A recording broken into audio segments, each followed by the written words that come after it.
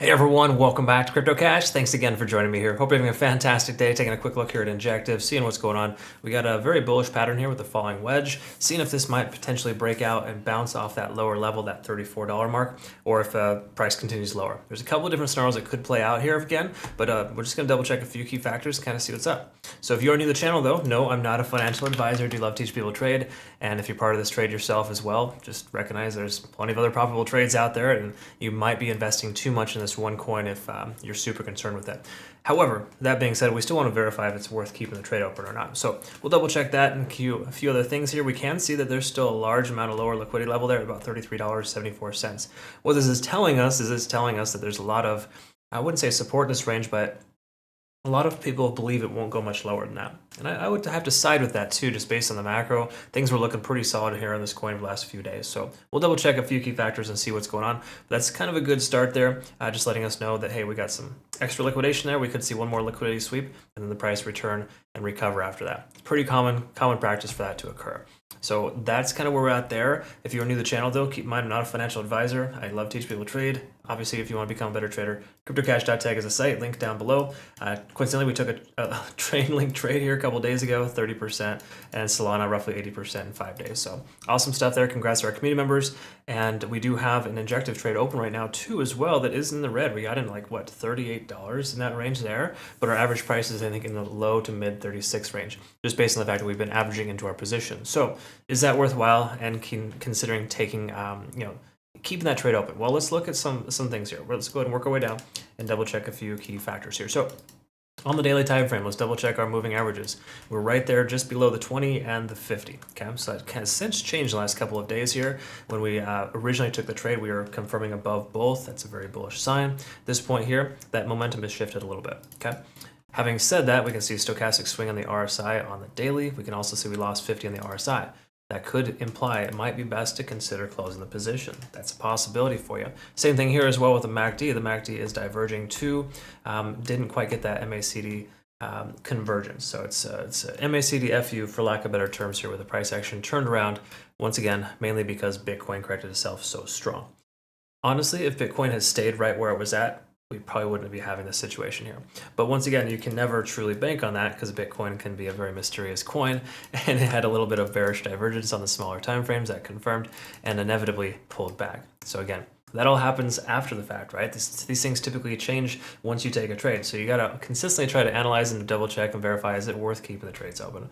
Right now, we're testing the 50-day SMA.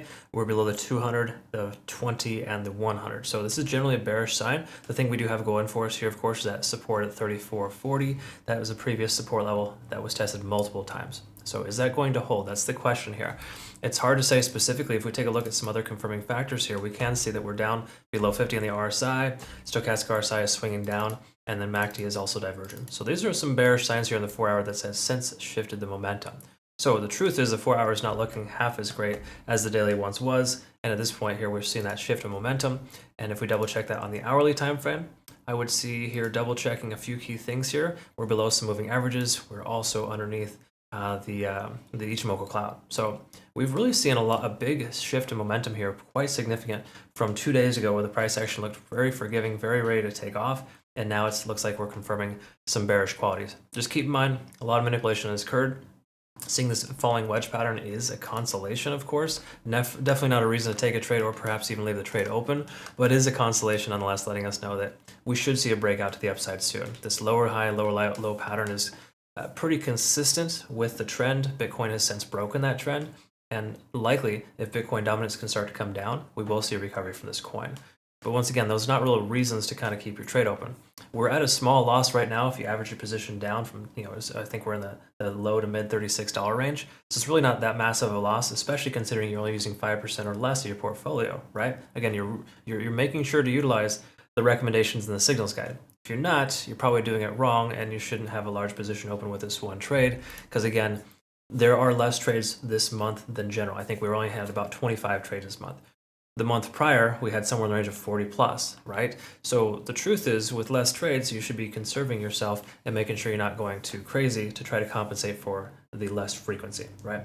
So again, the key takeaway to being a good trader is to trade the same amount every time and make sure that you're not you're not consistently adjusting the amount that you trade with, because that's more of a gambling quality than it is a trading quality. Okay, so please understand that. If you went higher on this one because you haven't seen the signal in a while, you're probably doing it wrong.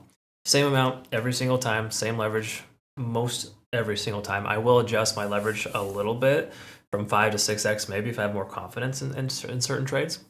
It really just depends, but generally speaking, no more than 5 to 10x leverage. I only 10x our Bitcoin and Ethereum trades, just because those are a little bit more predictable than you could say for a swing trade on an altcoin. Okay, just some things there. Generally speaking, that's where we're at here. So long story short, this coin is confirming bearish. Is it going to keep dropping? It will if Bitcoin drops. Okay.